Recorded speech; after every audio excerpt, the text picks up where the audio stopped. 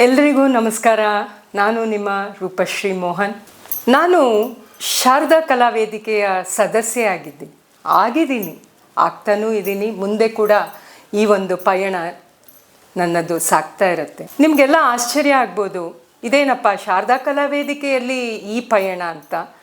ಯಾಕೆ ಈ ಮಾತು ಹೇಳ್ತಾ ಇದ್ದೀನಿ ಅಂದರೆ, 90ರ ದಶಕದಲ್ಲಿ ನಾನು ದೂರದರ್ಶನ ಕೇಂದ್ರದ ಚಂದನದಲ್ಲಿ ಭಗಿನಿ, ಶಕ್ತಿ, ಅರಳು ಮಲ್ಲಿಗೆ, ಸಂಸ್ಕೃತ ಸೌರಭ ಹಾಗೂ ಹಬ್ಬದ ವಿಶೇಷ ಕಾರ್ಯಕ್ರಮಗಳನ್ನು ನಿರೂಪಣೆ ಮಾಡುವುದರಲ್ಲಿ ನಾನು ನನ್ನನ್ನು ತೊಡಗಿಸ್ಕೊಂಡಿದ್ದೆ.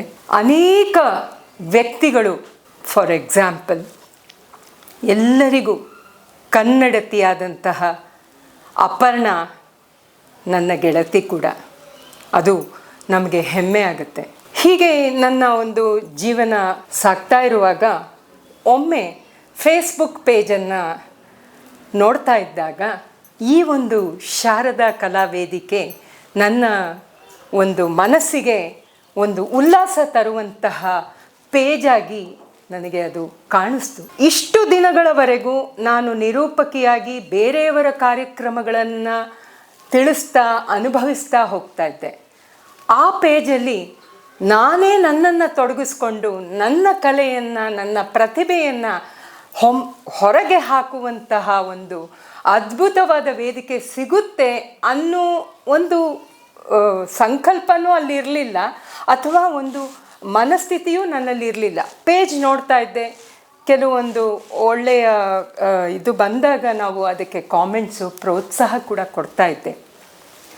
ಒಮ್ಮೆ ಸತ್ಯ ಮಲ್ನಾಡ್ ಸರ್ ಅವರು, ಪೂರ್ಣಿಮಾ ಅವರು ಆ ಒಂದು ಪೇಜ್ನ, ಶ್ರೀ ಶಾರದಾ ಕಲಾ ವೇದಿಕೆಯ ಪೇಜ್ನ ಸಂಸ್ಥಾಪಕರಾದಂಥವರು ಒಮ್ಮೆ ಮಂಕುತಿಮ್ಮನ ಕಗ್ಗವನ್ನು ನೀವು ಇದರಲ್ಲಿ ಪ್ರಚುರಪಡಿಸಿ ಅಂತ ಹೇಳಿ ಒಂದು ವಿವರಣೆಯನ್ನು ಕೊಟ್ಟರು. ಅಲ್ಲಿಂದ ನನ್ನ ಒಂದು ಹೆಜ್ಜೆ, ಈ ಒಂದು ಪಯಣ ಸಾಗ್ತಾ ಹೋಯಿತು. ಅನೇಕ ಸ್ನೇಹಿತರು, ಅನೇಕ ಗೆಳತಿಯರು ಹೀಗೆ ಪ್ರೋತ್ಸಾಹ ಒಬ್ರಿಗೊಬ್ರಿಗೆ ಕೊಡ್ತಾ ನಾನು ಮೊನ್ನೆ 581 ಪೋಸ್ಟನ್ನು ಕಂಪ್ಲೀಟ್ ಮಾಡಿದೆ ಅಂತ ಸುಲಭವಾಗಿ ಹೇಳಿದ್ರೂ ಕೂಡ ಆ ಒಂದು ವೇದಿಕೆಯಿಂದ ನಾನು ಪಡ್ಕೊಂಡಿದ್ದು ಸಂವೇದನೆ, ಸಂವಹನ, ಸಂಸ್ಕಾರ. ಯಾಕೆ ಹೇಳ್ತೀನಿ ಅಂದರೆ, ಆ ಒಂದು ಸದಾಚಾರ ಈ ವೇದಿಕೆಯಲ್ಲಿದೆ ಅನ್ನೋದಾದರೆ ಅದು ನಿಜಕ್ಕೂ ಅದ್ಭುತವಾದಂತಹ, ನಿಜವಾಗ್ಲೂ ಶಾರದಾ ದೇವಿಯ ವೇದಿಕೆ ಅಂತಲೇ ಹೇಳ್ತೀನಿ. ಕಾರಣ ಏನು ಅಂದರೆ, ಅಲ್ಲಿ ಯಾರೂ ನೀವು ಪ್ರೈವೇಟ್ ಅಥವಾ ಒಂದು ಸಣ್ಣ ಯಾವುದೇ ಒಂದು ಧಾರಾವಾಹಿ ಆಗಿರಬಹುದು, ಒಂದು ಸರಣಿ ಆಗಿರಬಹುದು, ಎಲ್ಲದರಲ್ಲೂ ನಾವು ನೋಡ್ತಾ ಹೋಗ್ತೀವಿ. ಆದರೆ ಇದರಲ್ಲಿ ದಿನನಿತ್ಯವೂ ಹೊಸ ಚೈತನ್ಯ. ದಾಸರ ಪದ, ಮಂಕುತಿಮ್ಮನ ಕಗ್ಗ, ಸಣ್ಣ ಕಥಾ ವಿಭಾಗ, ಹಾಗೆ ಬೇಕಾದಷ್ಟು ಚಿತ್ರಗೀತೆ, ಭಾವಗೀತೆ, ಜನಪದ ಗೀತೆ, ದೇಶಭಕ್ತಿ ಗೀತೆ, ರಂಗೋಲಿ, ಪ್ರತಿಯೊಂದು. ಅದಲ್ಲದೆ ವಿಶೇಷವಾದ ಥೀಮ್ಗಳು, ದಿಗ್ಗಜರ ಹುಟ್ಟುಹಬ್ಬಗಳನ್ನು ಸೆಲೆಬ್ರೇಟ್ ಮಾಡುವಂಥದ್ದು. ಅದರೊಂದಿಗೆ ಸದಸ್ಯರ ಹುಟ್ಟುಹಬ್ಬವನ್ನು ಸೆಲೆಬ್ರೇಟ್ ಮಾಡ್ತಾರೆ ಅಂದರೆ ಇದು ಕುಟುಂಬ, ವೇದಿಕೆಯ ಕುಟುಂಬ ಅಂತ ನಾನು ನಂಬಿದ್ದೀನಿ. ನನಗೆ ಅದ್ಭುತವಾದಂತಹ ನೆಂಟರು, ಇಷ್ಟರು ಎಲ್ಲರೂ ಇರುವುದು ಈ ಒಂದು ಶಾರದಾ ಕಲಾ ವೇದಿಕೆಯಲ್ಲಿ. ನಿಜವಾಗ್ಲೂ ಅದ್ಭುತ ರೀ. ನೀವು ಒಮ್ಮೆ ಹಾಡೋದಕ್ಕೆ ಶುರು ಮಾಡಿದ್ರೆ ಅಲ್ಲಿ ಬರುವಂತಹ ಒಂದು ಪ್ರೋತ್ಸಾಹ, ಕಲಿಕೆ, ನಾವು ಕಲಿತಾ ಹೋಗ್ತೀವಿ. ನಾವು ಮೊದಲು ಹಾಡುವಾಗ ಕರೋಕೆ ಇಲ್ಲದೆ ಹಾಡ್ತಾಯಿದ್ವಿ, ಹೇಗೋ ಹಾಡ್ತಾಯಿದ್ವಿ. ಹಾಗೆ ದಿನನಿತ್ಯ ಪ್ರತಿಯೊಬ್ಬರ ಪ್ರೋತ್ಸಾಹ, ಉತ್ಸಾಹ, ಅದರಿಂದ ನಾವು ಇನ್ಸ್ಪೈರ್ ಆದ್ವಿ. ನಾವು ಹೇಳುವಂತಹ ಸಣ್ಣ ಕಥೆಗಳಿಂದ ಬೇರೆಯವರು ಇನ್ಸ್ಪೈರ್ ಆಗ್ತಾಯಿದ್ರು. ಹೀಗೆ ನಮ್ಮ ಬಾಂಧವ್ಯ ಎಷ್ಟರ ಮಟ್ಟಿಗೆ ಅಲ್ಲಿ ಇದೆ ಅಂದರೆ, ನಾವು ಹಬ್ಬವನ್ನು ಆಚರಿಸುವಂತಹ ಒಂದು ವಾರ್ಷಿಕೋತ್ಸವವನ್ನು ಹಬ್ಬದ ರೀತಿಯಲ್ಲಿ ಪ್ರತಿಯೊಬ್ಬರೂ ಕೂಡಿ ಒಂದೇ ತೆರನಾದ ಭಾವೈಕ್ಯತೆ, ಒಗ್ಗಟ್ಟು ಅಂತ ಏನು ಹೇಳ್ತೀವೋ ಅದು ನಾವು ಇದರಲ್ಲಿ 100ಕ್ಕೆ 100% ನಾವು ಕಂಡ್ಕೋಬೋದು. ಖಂಡಿತ ಶಾರದಾ ಕಲಾ ವೇದಿಕೆ ಅವರ ಒಂದು ಧ್ಯೇಯ ವಾಕ್ಯವೇ ಅದು. ಪ್ರತಿಭೆಗೆ ತಕ್ಕ ಬೆಲೆ, ಬೆಲೆಗೆ, ಅದಕ್ಕೆ ಅವರ ಒಂದು ಆಸಕ್ತಿಗೆ ತಕ್ಕ ಗೌರವ, ಪ್ರೋತ್ಸಾಹ ಎಲ್ಲವೂ ಇದೆ. ಆ ಧ್ಯೇಯದಂತೆ ಆ ನಿರ್ವಾಹಕರು ಎಲ್ಲರೂ ನಡೆಸ್ತಾ ಇದ್ದಾರೆ. ಇದರೊಟ್ಟಿಗೆ ಅಡ್ಮಿನ್ ತಂಡದವರು ಕೂಡ ಅತ್ಯಂತ ತುಂಬ ವ್ಯವಸ್ಥಿತವಾಗಿ ಅಚ್ಚುಕಟ್ಟಾಗಿ ನಡೆಸ್ತಾ ಇದ್ದಾರೆ. ನೀವೆಲ್ಲ ಬನ್ನಿ, ನೀವೆಲ್ಲ ಒಮ್ಮೆ ನೋಡಬೇಕು. ಅದು ವೇದಿಕೆ ಅಂದರೆ ಅಷ್ಟು ಸಂತೋಷ ತರುವಂಥದ್ದು, ಬೇರೊಬ್ಬರಿಗೆ ನಾವು ತಲುಪುವಂಥದ್ದು, ಬೇರೊಬ್ಬರಿಂದ ನಾವು ಕಲಿಯುವಂಥದ್ದು ಈ ವೇದಿಕೆಯಲ್ಲಿ ನಿರಂತರ ನಿತ್ಯ. ಕಡೆಯದಾಗಿ ಒಂದು ಧ್ಯೇಯ ಗೀತೆ ಕೂಡ ಹೊಸದಾಗಿ ರೂಪಿಸಲ್ಪಟ್ಟಿದೆ. ಅದು 2 ಸಾಲನ್ನು ಹೇಳಿ ನಾನು ಈ ಒಂದು ನಮನವನ್ನು ಶಾರದಾ ವೇದಿಕೆಗೆ ಸಲ್ಲಿಸ್ತಾ ಇದ್ದೀನಿ. ಶಾರದಾ ವೇದಿಕೆ ಕಲೆಯ ವೇದಿಕೆ, ಕಲಾವಿದರ ಚೇತನದ ದಿವ್ಯ ದೀವಿಗೆ, ದಿಟ್ಟ ಹೆಜ್ಜೆ ಬಾಳಿಗೊಂದು ನಕ್ಷೆಯು, ಭಾವ ಭಕುತಿ ಸೇರಿ ಕಲೆಯು ರಕ್ಷೆಯು, ನಾವು ನೀವು ಎಲ್ಲರೂ ಒಂದೇ ತಾಯ ಮಕ್ಕಳು, ಕೂಡಿ ಹಾಡಿದಾಗ ಗೆಲುವು ಗೀತೆಗೂ, ಗೆಲುವು ಕಲಾಶಕ್ತಿಗೆ, ಕಲಾದೇವಿಗೆ. ಬಹುಶಃ ರಾಗ ವ್ಯತ್ಯಾಸ ಇರ್ಬೋದು, ಆದರೆ ಈ ಧ್ಯೇಯ ಗೀತೆ ಎಲ್ಲರ ಸಂವಹನಕ್ಕೆ ಇದೊಂದು ದಾರಿಯಾಗತ್ತೆ. ನಿಜವಾಗ್ಲೂ ಶಾರದಾ ಕಲಾ ವೇದಿಕೆ ಅದ್ಭುತ ವೇದಿಕೆ. ಎಲ್ಲ ನಿರ್ವಾಹಕರಿಗೂ ನಾವೆಲ್ಲ ವಿ ಆರ್ ಬ್ಲೆಸ್ಡ್, ಸೌಭಾಗ್ಯ ತರುವಂಥದ್ದು. ಪ್ರತಿಯೊಬ್ಬರಿಗೂ ಶುಭವಾಗಲಿ. ನಮಸ್ಕಾರ. ಹುಲ್ಲಾಗು ಬೆಟ್ಟದಡಿ ಮನೆಗೆ ಮಲ್ಲಿಗೆಯಾಗು, ಕಷ್ಟಗಳ ವಿಧಿ ಮಳೆ ಸುರಿಯೇ ಬೆಲ್ಲ ಸಕ್ಕರೆಯಾಗು, ಎಲ್ಲರೊಳಗೊಂದಾಗು ಮಂಕುತಿಮ್ಮ. ಈ ಕಗ್ಗವನ್ನು ಎಲ್ಲರೂ ಕೇಳಿದ್ದೀರಾ. ಇದು ತುಂಬ ಎಲ್ಲ ಜನಪ್ರಿಯವಾದಂಥ ಒಂದು ಕಗ್ಗ. ಈ ಕಗ್ಗವನ್ನು ನಾನು ಸ್ಕೂಲ್ ಟೀಚರ್ ಆಗಿದ್ದೆ. ಆ ಸ್ಕೂಲಲ್ಲಿ ಮಕ್ಕಳಿಗೆ ಈ ಒಂದು ಕಗ್ಗವನ್ನು ಎಷ್ಟೋ ಸಲ ಪಾಠ ಮಾಡಿದ್ದೆ, ಹೇಳಿದ್ದೆ, ಎಲ್ಲ ಮಾಡಿದ್ದೆ. ಆದರೆ ನನಗೆ ಒಂದಿತ್ತು, ನಾನು ಹೇಳಿದರೆ ನಮ್ಮ ಮಕ್ಕಳು ಮಾತ್ರ ಕೇಳಿಸ್ಕೊಳ್ತಾರೆ, ಮಕ್ಕಳು ಮಾತ್ರ ಅರ್ಥ ಮಾಡ್ಕೊಳ್ತಾರೆ ಅನ್ನೋ ಒಂದು ಕೊರಗಿತ್ತು ನನಗೆ.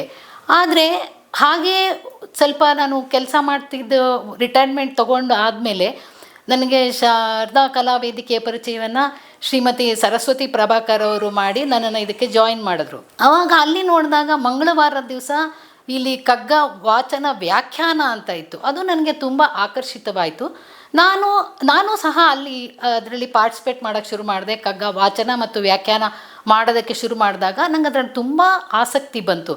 ಬೇರೆಯವರೆಲ್ಲ ಪೋಸ್ಟ್ ಮಾಡಿದ ಕಗ್ಗಗಳನ್ನು ನೋಡಿದಾಗ ಅವರೇ ಹೇಗೆ ವ್ಯಾಖ್ಯಾನ ಮಾಡ್ತಾರೆ, ನಾನು ಮಾಡೋ ವ್ಯಾಖ್ಯಾನಕ್ಕೂ ಅವ್ರು ಮಾಡೋ ವ್ಯಾಖ್ಯಾನಕ್ಕೂ ಏನು ವ್ಯತ್ಯಾಸ ಇರುತ್ತೆ, ನಾನೇನು ಬದಲಾವಣೆ ಮಾಡ್ಕೋಬೋದು ಅಂತ ಹೇಳಿ ಅದರೊಳಗೆ ಜಾಸ್ತಿ ನಾನು ಹುಡುಕ್ತಾ ಹೋದಾಗ ನನಗೆ ಅದರಲ್ಲಿ ಜಾಸ್ತಿ ಆಸಕ್ತಿ ಬಂತು. ಸರಿ, ಆಮೇಲೆ ನೋಡಿದ್ರೆ ಬರೀ ಕಗ್ಗ ಮಾತ್ರ ಅಲ್ಲ, ಇನ್ನೂ ಏನೇನೋ ಇದೆ ಅನ್ನೋದು ಅದರಲ್ಲಿ ಅರ್ಥ ಆಯಿತು. ನಾನು ಶೈಲಜಾ ಎಸ್ ಸುಬ್ರಹ್ಮಣ್ಯ ಅಂತ. ನಾನು ಸ್ಕೂಲು ಟೀಚರ್ ಆಗಿ ಟೀಚರ್ ಕೋಆರ್ಡಿನೇಟರ್ ಆಗಿ ಹಾಗೆ ಲೈಬ್ರರಿಯನ್ ಆಗಿ 18 ವರ್ಷಗಳ ಕಾಲ 3 ಸ್ಕೂಲ್ಗಳಲ್ಲಿ ಕೆಲಸ ಮಾಡಿದೆ. 18 ವರ್ಷ ಕೆಲಸ ಮಾಡಿದ್ಮೇಲೆ ಒಂದೇ ಏಕತಾನತೆ ಕಾಡಕ್ಕೆ ಶುರುವಾದಾಗ ನಾನು 2010ರಲ್ಲಿ ಅಲ್ಲಿಂದ ರಿಟೈರ್ಮೆಂಟ್ ತೊಗೊಂಡು ಸುಮಾರು 45ಕ್ಕೂ ಹೆಚ್ಚು ದೇಶಗಳನ್ನು ಸುತ್ತಿ ಬಂದರೂ ಕೂಡ ಅಲ್ಲೂ ಕೂಡ ಏನೋ ಒಂದು ನಾನು ಯಾವುದ್ರಲ್ಲೂ ಇನ್ವಾಲ್ವ್ ಆಗ್ತಿಲ್ವಲ್ಲ ಅನ್ನೋ ಒಂದು ಕೊರಗು ಕಾಡ್ತಾಯಿತ್ತು ನನಗೆ.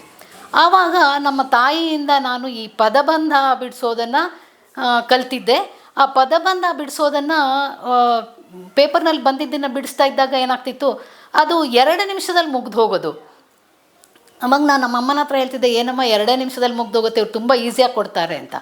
ಅವಾಗ ಅಮ್ಮ ಹೇಳಿದ್ರು, ನೀನು 2 ನಿಮಿಷದಲ್ಲಿ ಮುಗಿಯತ್ತೆ ಅಂದರೆ ನೀನೇ ಕೂತ್ಕೊಂಡು ಬರೀ ಕಷ್ಟವಾಗಿರೋದನ್ನು ಅವ್ರಿಗೆ ಯಾಕೆ ಬ್ಲೇಮ್ ಮಾಡ್ತೀಯ, ಅವ್ರು ಎಲ್ರಿಗೂ ಆಗೋ ಥರ ಮಾಡಿರ್ತಾರೆ ಅಂತ. ಸೊ ಅದನ್ನೇ ಒಂದು ಚಾಲೆಂಜ್ ಆಗಿ ತೊಗೊಂಡು ನಾನು ಕನ್ನಡದಲ್ಲಿ ಪದಬಂಧವನ್ನು ಮಾಡೋದಕ್ಕೆ ಶುರು ಮಾಡಿದೆ. ಸುಮಾರು ಇದುವರೆಗೆ 1000 ಕನ್ನಡದ ಪದಬಂಧಗಳನ್ನು ನಾನು ರಚನೆ ಮಾಡಿದ್ದೀನಿ. ಹಾಗೆಯೇ ಅದನ್ನು ಎಲ್ಲರಿಗೂ, ಫ್ರೆಂಡ್ಸ್ಗಳಿಗೆ ಎಲ್ಲರಿಗೂ ನಾನು ಹೇಳ್ತಾ ಇದ್ದೆ, ತೋರಿಸ್ತಾ ಇದ್ದೆ, ಎಲ್ಲ ಮಾಡ್ತಾಯಿದ್ದೆ. ಹಾಗೆಯೇ ರಸಪ್ರಶ್ನೆಗಳನ್ನು ರಾಮಾಯಣ, ಮಹಾಭಾರತ, ಜನರಲ್ ಕ್ವಿಜ್ ಈ ಥರ ಎಲ್ಲ ಮಾಡಿ ಅದನ್ನು ಎಲ್ಲ ಕಂಡಕ್ಟ್ ಮಾಡ್ತಾಯಿದ್ದೆ. ಆದರೆ ಹೆಚ್ಚು ಜನರಿಗೆ ಇದು ತಲುಪ್ತಾ ಇಲ್ವಲ್ಲ ಅನ್ನೋದು ಒಂದಿತ್ತು. ಕೆಲವರನ್ನು ಕಾಂಟ್ಯಾಕ್ಟ್ ಮಾಡಿದಾಗ ಅವರೇನು ಅಂಥ ಆಸಕ್ತಿ ತೋರಲಿಲ್ಲ. ಆವಾಗ ಈ ಶಾರದಾ ಕಲಾ ವೇದಿಕೆ ಮೂಲಕ ನಾನು ಯಾಕೆ ಇದನ್ನು ಪ್ರಚಾರ ಮಾಡಬಾರ್ದು ಅಂತ ಹೇಳಿ ಇಲ್ಲಿ ಅದನ್ನು ನಾನು ಬಳಸ್ಕೊಳ್ಳೋದಕ್ಕೆ ಶುರು ಮಾಡಿದೆ.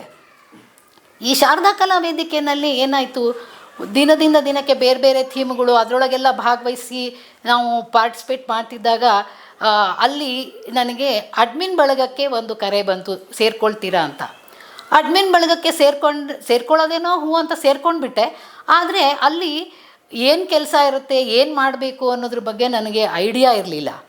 ಅಲ್ಲಿ ಹೋದ ಮೇಲೆ ನಾನು ಅಲ್ಲಿ ಅಪ್ರೂವ್ ಮಾಡೋದು ಹೇಗೆ, ಅಪ್ಲೋಡ್ ಮಾಡೋದು ಹೇಗೆ, ಅಥವಾ ಅಲ್ಲಿ ಏನಾದ್ರು ಎಡಿಟ್ ಮಾಡೋದು ಹೇಗೆ, ಈ ಥರ ತುಂಬ ವಿಚಾರಗಳನ್ನು ನಾನು ಕಲ್ತ್ಕೊಂಡಾದಮೇಲೆ ಅಲ್ಲಿ ಈ ಶಾರದಾ ಕಲಾ ವೇದಿಕೆಯಲ್ಲಿ 8ರಿಂದ 8ರವರೆಗೆ ಮಾತ್ರ ಪೋಸ್ಟಿಂಗ್ ಮಾಡೋದಕ್ಕೆ ಅವಕಾಶಗಳಿರ್ತಾಯಿತ್ತು. ಆದರೆ ಕೆಲವರು 8 ಗಂಟೆ ಮೇಲೂ ಕೂಡ ಪೋಸ್ಟ್ ಮಾಡ್ತಾಯಿದ್ರು. ಆವಾಗ ನಾನು ಸತ್ಯ ಮತ್ತು ಪೂರ್ಣಿಮಾ ಅವ್ರನ್ನ ಕೇಳಿದೆ, ಇದೇನು 8 ಗಂಟೆ ಆದಮೇಲೂ ಇವ್ರು ಪೋಸ್ಟ್ ಮಾಡಿದ್ರೆ ನೀವು ಅಪ್ರೂವ್ ಮಾಡ್ತಾ ಇದ್ದೀರಲ್ವಾ ಅಂತ.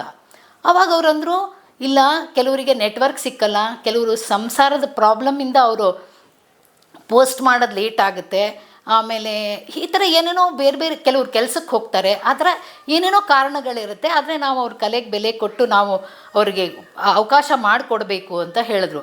ಆವಾಗ ನನಗೂ ಹೌದಲ್ವಾ, ಕರೆಕ್ಟ್ ಇವ್ರು ಹೇಳೋದು ಅಂದ್ಬಿಟ್ಟು ನಾನು ಈ ಥರ ಸಣ್ಣ ಸಣ್ಣ ವಿಚಾರಗಳನ್ನು ಅವರಿಂದ ಕಲಿತೆ. ಹಾಗೆಯೇ ಪೂರ್ಣಿಮಾ ಅವರು ದಸರಾ ಟೈಮಲ್ಲಿ 11:59ಕ್ಕೂ ಕೂಡ ಎಷ್ಟೋ ಪೋಸ್ಟ್ಗಳನ್ನು ಅಪ್ರೂವ್ ಮಾಡಿದ್ದನ್ನು ನಾನು ನೋಡಿದ್ದೀನಿ. ಹಾಗಾಗಿ ಇಲ್ಲಿ ಕಲೆಗೆ ತುಂಬ ಬೆಲೆ ಕೊಡ್ತಾರೆ ಅನ್ನೋದು ನನಗೆ ಇಷ್ಟವಾದ ಸಂಗತಿ ಆಯಿತು. ಈ ಅಡ್ಮಿನ್ಗಳಲ್ಲಿ ಇನ್ನೊಂದು ಏನು ಅಂದರೆ, ಈ ಅಪ್ರೂವ್ ಮಾಡಿದ ಕೆಲವರು ವಯಸ್ಸಾದವರು ಇದ್ದಾರೆ, ಸೀನಿಯರ್ ಸಿಟಿಸನ್ ತುಂಬ ಜನ ಮೆಂಬರ್ಸ್ ಇದ್ದಾರೆ. ಅವರು ಈ ಪೋಸ್ಟ್ಗಳನ್ನು ಏನು ಮಾಡ್ತಾರೆ, ಮರುವಿನ ಕಾರಣ ಇರ್ಬೋದು ಅಥವಾ ಬೇರೆ ಕಾರಣಗಳಿಂದ, ಈಗ ಸೋಮವಾರ ಹಾಕೋದನ್ನು ಶುಕ್ರವಾರನೇ ಹಾಕ್ಬಿಟ್ಟಿರ್ತಾರೆ, ಬುಧವಾರ ಕಳಿಸೋದನ್ನು ಸೋಮವಾರನೇ ಕಳಿಸ್ಬಿಟ್ಟಿರ್ತಾರೆ. ಈ ಥರ ಆಗಿರುವಾಗ ನಾವು ಅದನ್ನು ಪೆಂಡಿಂಗ್ ಇಟ್ಟು ಬುಧವಾರ ಹಾಕೋದನ್ನು ಬುಧವಾರ, ಶುಕ್ರವಾರ ಹಾಕೋದನ್ನು ಶುಕ್ರವಾರ ಹಾಕಬೇಕು ಅನ್ನೋದನ್ನು ನಾನು ಅಲ್ಲಿಂದ ಕಲಿತೆ. ಯಾಕೆಂದರೆ ಅವರಿಗೆ ಡಿಸಪಾಯಿಂಟ್ ಮಾಡಬಾರ್ದು, ಅವ್ರು ಕಷ್ಟಪಟ್ಟು ಅದನ್ನು ರೆಕಾರ್ಡ್ ಮಾಡಿ ಪೋಸ್ಟ್ ಮಾಡಿರ್ತಾರೆ ಅಂತ. ಹಾಗೆಯೇ ಇಲ್ಲಿ ಸದಸ್ಯರು ಸೀನಿಯರ್ ಸಿಟಿಸನ್ಸ್ ಇರೋರಿಗೆಲ್ಲ ಏನಾಯಿತು, ರೆಕಾರ್ಡ್ ಮಾಡೋದನ್ನು ಕಲ್ತ್ಕೊಂಡ್ರು, ಹಾಗೆ ಅದನ್ನು ಪೋಸ್ಟ್ ಮಾಡೋದನ್ನು ಕಲ್ತ್ಕೊಂಡ್ರು. ಹಾಗೆ ಬೇರೆ ಬೇರೆ ವಿಚಾರಗಳಲ್ಲಿ ನಾವು ಭಾಗವಹಿಸಬೇಕು, ಆದರೆ ನಾವು ಇದರಲ್ಲಿ ಶಕ್ತರು ಭಾಗವಹಿಸ್ಬೋದು, age is not the factor ಅಂತ ಅನ್ನೋದನ್ನು ಅವ್ರು ಕಲ್ತ್ಕೊಂಡ್ರು. ಹಾಗಾಗಿ ಇಲ್ಲಿ ತುಂಬ ಅವಕಾಶಗಳು ಸೀನಿಯರ್ ಸಿಟಿಸನ್ಸ್ಗೆ ಜಾಸ್ತಿ ಸಿಗ್ತಾಯಿತ್ತು.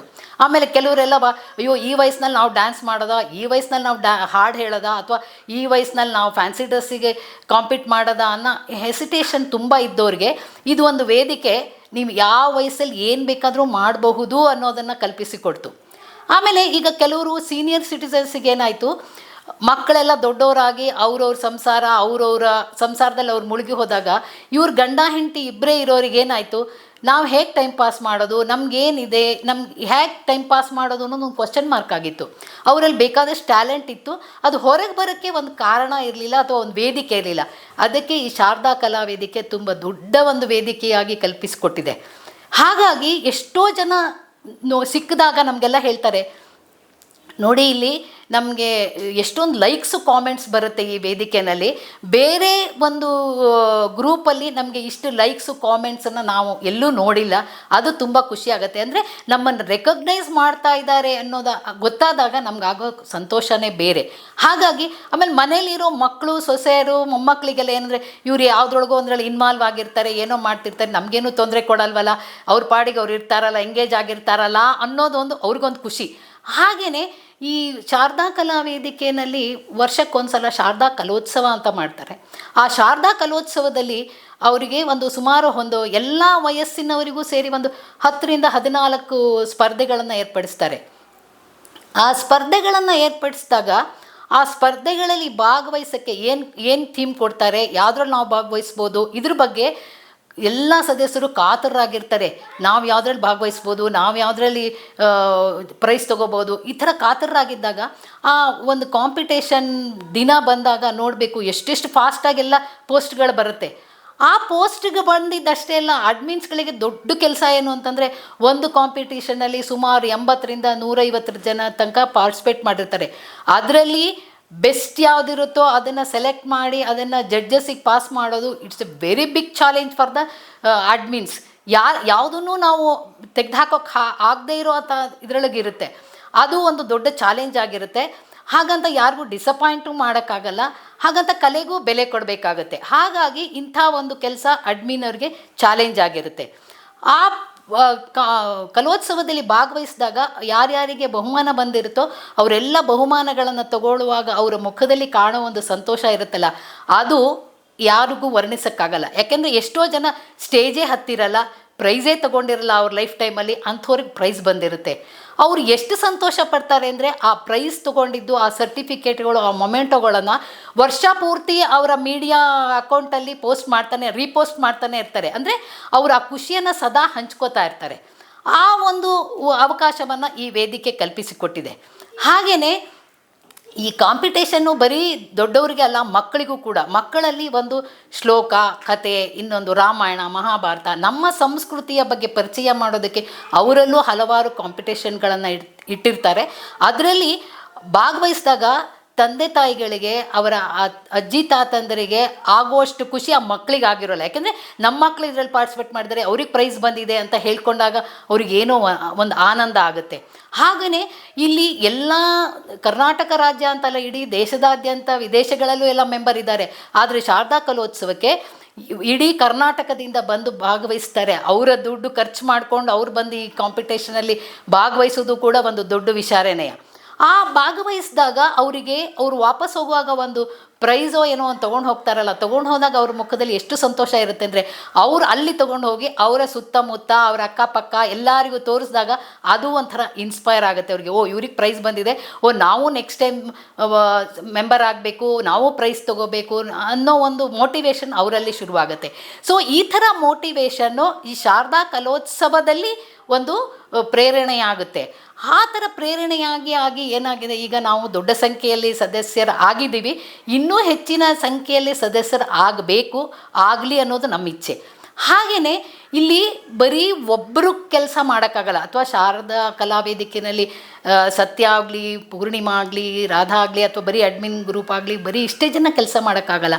ಅದಕ್ಕೊಂದು ವಾಲಂಟಿಯರ್ಸ್ ಗ್ರೂಪ್ ಅಂತ ಇರುತ್ತೆ. ಈಗ ಶಾರದಾ ಕಲೋತ್ಸವದಲ್ಲಿ ಒಬ್ಬರಿಂದ ಸ್ಟೇಜ್ ಕಟ್ಟೋಕ್ಕಾಗಲ್ಲ, ಅಥವಾ ಇನ್ನೇನೋ ಒಂದು ಮಾಡೋಕ್ಕಾಗಲ್ಲ. ಅದಕ್ಕೆ ವಾಲಂಟಿಯರ್ಸ್ ಎಷ್ಟು ಅಂದರೆ, ಸತ್ಯ ಅವರು 6 ಗಂಟೆಗೆ ಬನ್ನಿ ಅಂದರೆ 5 ಗಂಟೆಗೆ ಬಂದು ಎಲ್ಲ ಕೆಲಸ ಮಾಡಿ ಆಯಿತು ನನ್ನ ಕೆಲಸ ಅಂತ ಹೇಳೋಷ್ಟು ವೇಗದಲ್ಲಿ ಕೆಲಸ ಮಾಡೋವಂಥ ವಾಲಂಟಿಯರ್ಸ್ ಇದ್ದಾರೆ. ಹಾಗೆಯೇ ಎಷ್ಟೋ ಜನ, ಕೆಲವರು ಧನ ಸಹಾಯ ಮಾಡೋರಿದ್ದಾರೆ, ಹಾಗೆ ಬೇರೆ ಬೇರೆ ರೀತಿ ಸಹಾಯ ಮಾಡೋರಿದ್ದಾರೆ. ಅದನ್ನು ಕೇಳಬೇಕು ಅಂತಿಲ್ಲ, ಅವರೇ ವಾಲಂಟಿಯರ್ ಆಗಿ ಮಾಡ್ತಾರೆ. ಸೊ ಇಂತಹ ಒಂದು ವೇದಿಕೆ ನಿಮಗೆ ಬಹುಶಃ ಎಲ್ಲಿಯೂ ಸಿಗಲಾರದು. ಹಾಗಾಗಿ ಇಂಥ ಕಲಾವೇದಿಕೆಯಲ್ಲಿ ಬರೀ ಕಲೆಗಷ್ಟೇ ಅಲ್ಲ, ಹಲವಾರು ರೀತಿಯ ಪ್ರೋತ್ಸಾಹಗಳನ್ನು ಕೊಡುವಂಥ ವೇದಿಕೆ ಇದಾಗಿದೆ. ಆಮೇಲೆ ಇಲ್ಲಿ ಇನ್ನೊಂದೇನೆಂದರೆ, ನಿಮ್ಮ ಹುದ್ದೆ ಆಗಲಿ, ಅಥವಾ ವಯಸ್ಸಾಗಲಿ, ಶ್ರೀಮಂತಿಕೆ ಆಗಲಿ, ಅಥವಾ ನಿಮ್ಮ ವೇಷಭೂಷಣಗಳಾಗಲಿ, ಇದು ಯಾವುದೂ ಕೂಡ ಅಲ್ಲಿ ಕನ್ಸಿಡರ್ ಆಗಲ್ಲ. ನಿಮ್ಮ ಕಲೆ ಅಷ್ಟೇ. ನೀವು ಹೇಗಾದರೂ ಇರಿ, ನಿಮ್ಮ ಕಲೆಯನ್ನು ಹೇಗೆ ವ್ಯಕ್ತಪಡಿಸ್ತೀರಾ ಅನ್ನೋದು ಅಷ್ಟೇ ಮುಖ್ಯ ಆಗುತ್ತೆ ಹೊರತು ಬೇರೆ ಯಾವುದೂ ಮುಖ್ಯ ಆಗಲ್ಲ. ಹಾಗಂತ ಇನ್ನೂ ಒಂದು ಹೇಳಬೇಕು ಅಂದರೆ, ಇಲ್ಲಿ ಈ ಕಲಾವೇದಿಕೆಯಲ್ಲಿ ಭಾಗವಹಿಸಬೇಕಾದ್ರೆ ನಿಮಗೆ ಯಾವುದೇ ಖರ್ಚುಗಳಿಲ್ಲ. ಕೆಲವು ಕಡೆ ಏನಾಗುತ್ತೆ, ಇದೇ ಥರ ಇರಬೇಕು, ಇದೇ ಥರ ಕಾಸ್ಟ್ಯೂಮ್ ಹಾಕ್ಕೋಬೇಕು, ಇದೇ ಥರ ಮಾಡಬೇಕು ಅನ್ನೋ ಒಂದು ನಿಬಂಧನೆ ಅಥವಾ ನಿರ್ಬಂಧ ಇರುತ್ತೆ. ಇಲ್ಲಿ ಹಾಗೇನಿಲ್ಲ. ನಿಮ್ಮ ಮನೆಯಲ್ಲಿ ಇರೋ ಅಂಥ ವೇಷಭೂಷಣಗಳನ್ನೇ ಅಥವಾ ಆಭರಣಗಳನ್ನೇ ಏನೇ ಹಾಕ್ಕೊಂಡು ನೀವು ಫ್ಯಾನ್ಸಿ ಡ್ರೆಸ್ ಮಾಡ್ಬೋದು. ಹಾಗಾಗಿ ಎಲ್ಲರಿಗೂ ಇಷ್ಟವಾಗುವ ಒಂದು ವಿಚಾರ ಅಂತಂದರೆ, ಈ ಥರ ನಾವು ಯಾವುದೇ ಖರ್ಚಿಲ್ಲದೇ ಇಲ್ಲಿ ಭಾಗವಹಿಸಿ ಬಹುಮಾನಗಳನ್ನು ಬಾಚಿಕೊಳ್ಬಹುದು ಅನ್ನೋ ಒಂದು ಸ್ವಾರ್ಥನೂ ಇರ್ಬೋದು, ಉತ್ಸಾಹನೂ ಇರ್ಬೋದು, ಪ್ರೇರಣೆನೂ ಇರಬಹುದು. ಹಾಗಾಗಿ ನಾನು ಎಲ್ರಿಗೂ ಏನು ಹೇಳ್ತಿದ್ದೀನಿ ಅಂದರೆ, ಎಲ್ಲರೂ ಈ ಶಾರದಾ ಕಲಾವೇದಿಕೆಗೆ ಬನ್ನಿ, ಪ್ರೋತ್ಸಾಹಿಸಿ, ಸದಸ್ಯರಾಗಿ ನಿಮ್ಮ ಕಲೆಯನ್ನು ಉಳಿಸಿ ಬೆಳೆಸಿ. ಹಾಗೆಯೇ ನಿಮ್ಮ ಅಕ್ಕಪಕ್ಕದವರನ್ನು ಕರೆತನ್ನಿ, ಅವರಿಗೂ ಪ್ರೋತ್ಸಾಹಿಸಿ ಅಂತ ಹೇಳ್ತಾ ಇದ್ದೀನಿ. ನಮಸ್ಕಾರ.